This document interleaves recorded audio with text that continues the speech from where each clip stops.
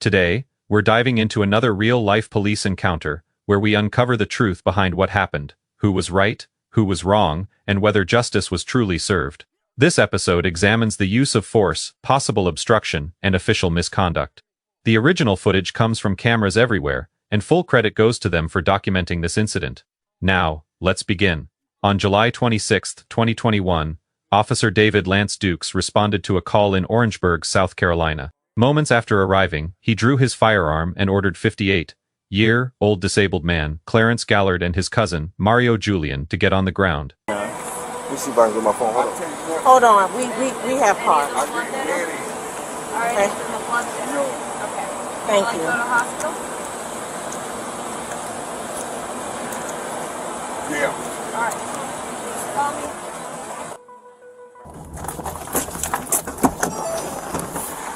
Hey, let me see your hands.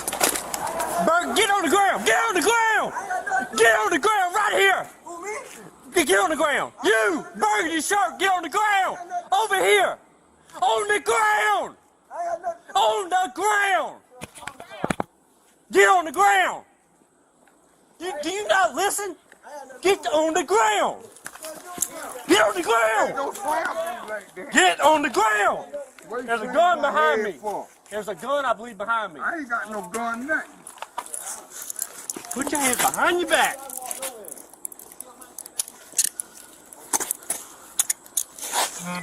Is there a gun back there? Ain't no gun. By that truck. Ain't no gun. You're not listening, dude.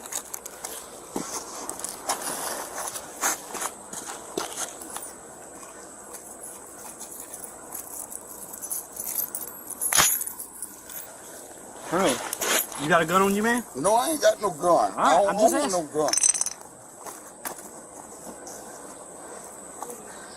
I don't Turn own back no over. Paul, do you watch him say?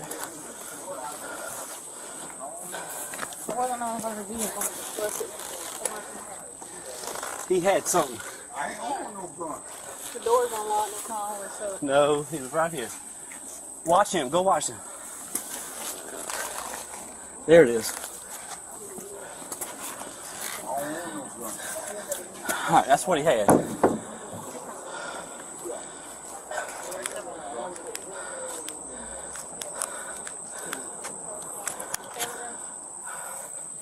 All right, who's the complainant?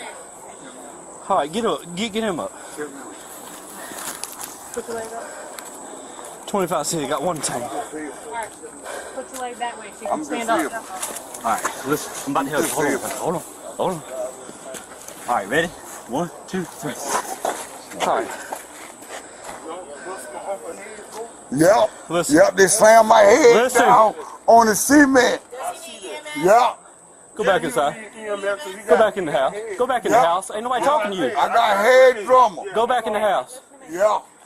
Y'all bust my head down. Yeah, I've been in an accident. Yep. Y'all bust my head down. You threw me down. I sure did. And- You wasn't listening. Yep.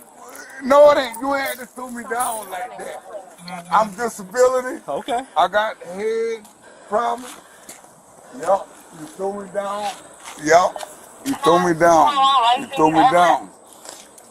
Yup, you bust my head down on the cement. Yup, you bust my head. All right, let me tell you what. His forehead. You bust my head down on the cement. He was in front of the car when I came up. And he was walking like this. And I thought it was a gun at first. I said, drop the gun, drop the gun, drop the gun, drop the gun. Had him at gunpoint. And he's over here doing something like this. You slammed my head. You slammed my What head he was doing is down putting in this up behind the cement. tire. So he comes over right here. He got his hands in his pockets. I'm telling him, let me see your hands, let me see your hands, let me see your Why you hands. bust my head then? He wasn't listening. No, it ain't. He got the, like this right here, You grabbed me. and we went onto the ground. Officer Dukes claimed that when Mr. Gallard walked out from behind the white vehicle, he believed he was carrying a gun and repeatedly ordered him to drop it. He also alleged that once Mr. Gallard moved to the front of the vehicle, he kept his hands in his pockets and ignored repeated commands to show his hands. However, the body camera footage tells a different story. The video clearly shows Mr. Gillard raising his hands above his head, and although Officer Dukes repeatedly shouted for him to get on the ground, he never instructed him to drop a weapon or show his hands, likely because Mr. Gillard's hands were already visible throughout the encounter. An incident report filed by Corporal Brandy Smith, who was also present at the scene, states that Mr. Gillard appeared to have his hands in his pockets while walking from the passenger side of the vehicle, but removed them as soon as he reached the front. Her report also confirms that Officer Dukes repeatedly ordered Mr. Gillard to get on the ground, yet it makes no mention of a firearm or any commands to drop a gun or reveal his hands. Another important detail is that when Officer Dukes later explained the incident to his supervisors, he failed to describe exactly how he forced Mr. Gillard to the ground. Corporal Smith reported that Dukes pushed him down by placing his right foot on the middle of Mr. Gillard's back. However, Sergeant Ockwell Patter's report described the incident much more seriously, stating that Officer Dukes jumped up and stomped on the back of Mr. Gillard's neck with his foot. While the body camera footage does not clearly show whether the officer's foot landed on Mr. Gillard's neck or upper back, it does clearly reveal that Officer Dukes' version of events did not match either the body camera evidence or the written report submitted by his fellow officers. Bust my head down on the cement. You bust my Yeah, forehead. your head did hit the cement. Damn right, cause you bust me down on the cement. Where's the complainant? You bust my head down on the cement. Right here? You bust my head. You bust my head.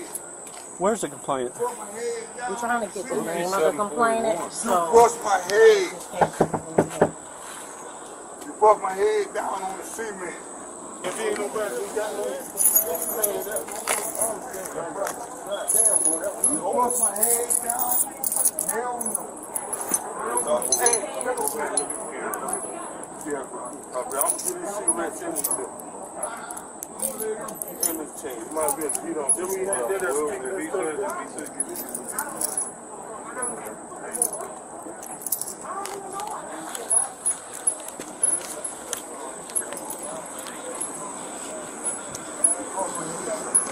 Ain't nobody had no gun. I live right there. Ain't nobody had no gun. I ain't got no warrants on me. I ain't got nothing in me. Putting your change right in your pocket. Damn right. You slam my head down.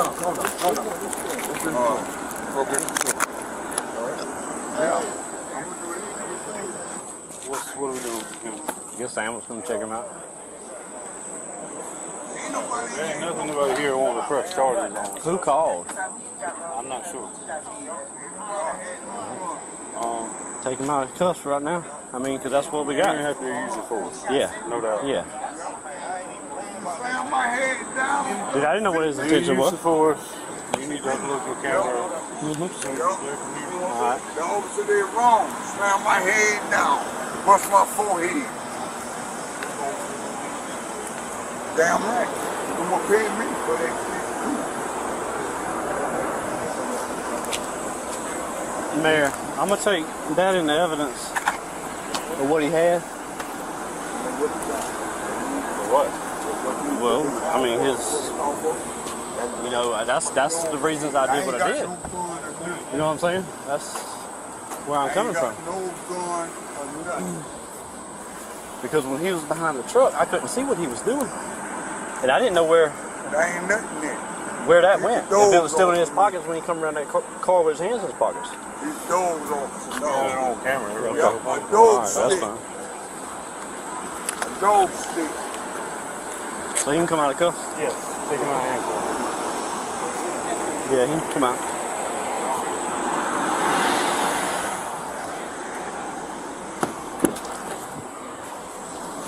Oh, Lord.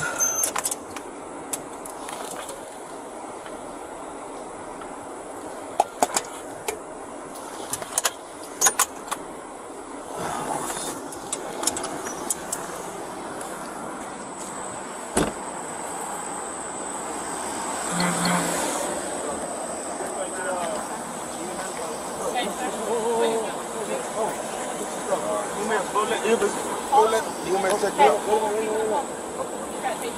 you mind looking? So thank you.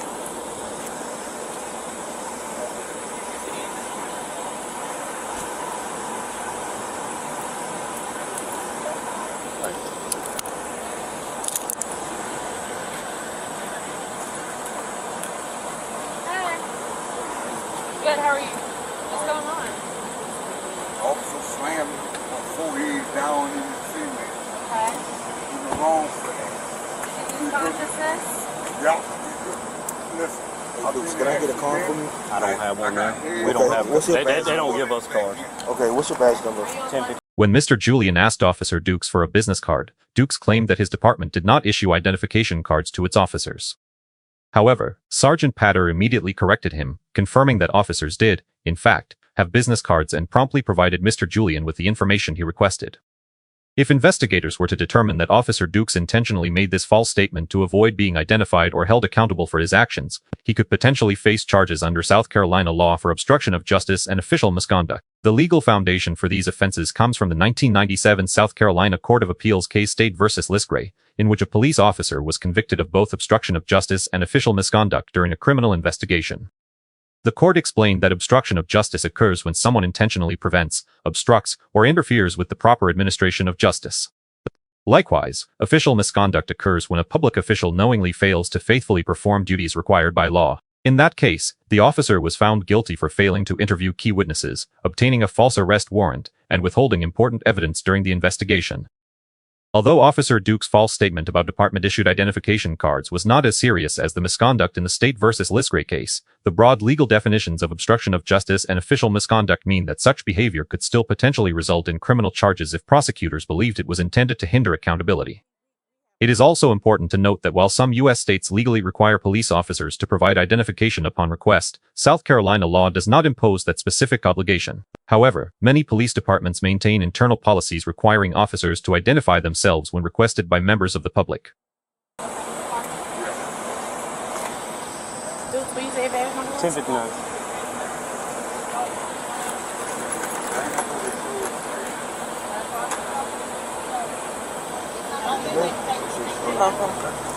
After Mr. Gillard was treated by EMS, he and Mr. Julian were allowed to leave the scene. Just 2 days later, Officer David Dukes was fired from the Orangeburg Department of Public Safety for violating the department's use of force policies. Although those internal policies have never been made public, the department concluded that his actions did not meet the standards expected of a police officer. Less than a month later, on August 25, 2021, the former officer was formally charged with first-degree assault and battery, a serious felony that carries a potential prison sentence of up to 10 years. At the time this case was reviewed, Mr. Gillard was represented by legal counsel but had not yet filed a civil lawsuit against either Officer Dukes or the department. Based on the evidence presented, Officer Dukes' conduct received the harshest possible criticism. He was faulted for using unnecessary physical force against Mr. Gillard without any apparent legal justification, providing misleading statements in his police report, and repeatedly attempting to avoid accountability for his actions. The body camera footage showed no point during the encounter where Officer Dukes faced an immediate threat. Instead, the evidence suggested that Mr. Gillard was attempting to surrender, making the force used against him difficult to justify. Slamming a compliant man's face into the pavement had no legitimate law enforcement purpose and reflected a serious misuse of police authority. The officer's repeated attempts to explain away his actions and present a version of events that conflicted with the available evidence only further damaged his credibility. Rather than demonstrating professionalism, his behavior raised significant concerns about honesty, judgment, and accountability. For that reason, the Orangeburg Department of Public Safety was widely praised for acting quickly, terminating Officer Dukes' employment, and pursuing criminal charges instead of ignoring or minimizing the incident. In contrast, Sergeant Ockwell Patter was recognized for her professionalism, honesty, and commitment to the facts throughout the investigation. She ensured that Mr. Julian received the information he needed to follow up on the incident and remained calm, objective, and transparent during the entire process. Although it cannot be stated with certainty, her incident report and truthful account of what occurred likely played an important role in the department's decision to terminate Officer Dukes and pursue criminal prosecution. This case also highlights one of the most difficult challenges in law enforcement. Officers who witness misconduct often face tremendous pressure when deciding whether to report a fellow officer. Speaking out can damage careers, strain professional relationships, and expose officers to criticism from within their own departments. As a result, many incidents of misconduct go unreported because colleagues choose loyalty over accountability. That concern was reflected during this incident when another supervisor, Sergeant Meyer, congratulated Officer Dukes for what he believed was an appropriate use of force without first knowing the full facts. In contrast, Sergeant Patter chose to follow the evidence rather than personal loyalty, demonstrating the integrity expected of public servants. Her willingness to document the truth serves as an example of the kind of leadership that strengthens public trust and encourages accountability within law enforcement.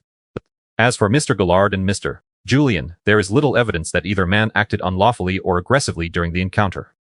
Both appeared to follow officers' commands to the best of their ability without understanding the full context of the situation. Based on the available evidence, it is reasonable to view them as victims of police misconduct, Mr. Gillard through the use of excessive physical force, and Mr. Julian through the apparent attempt to prevent accountability. Mr. Julian also took the important step of requesting Officer Duke's identification, recognizing that the officer's conduct appeared improper and attempting to preserve the information necessary to file a formal complaint. His actions demonstrate how ordinary citizens can play an important role in holding public officials accountable when they believe misconduct has occurred.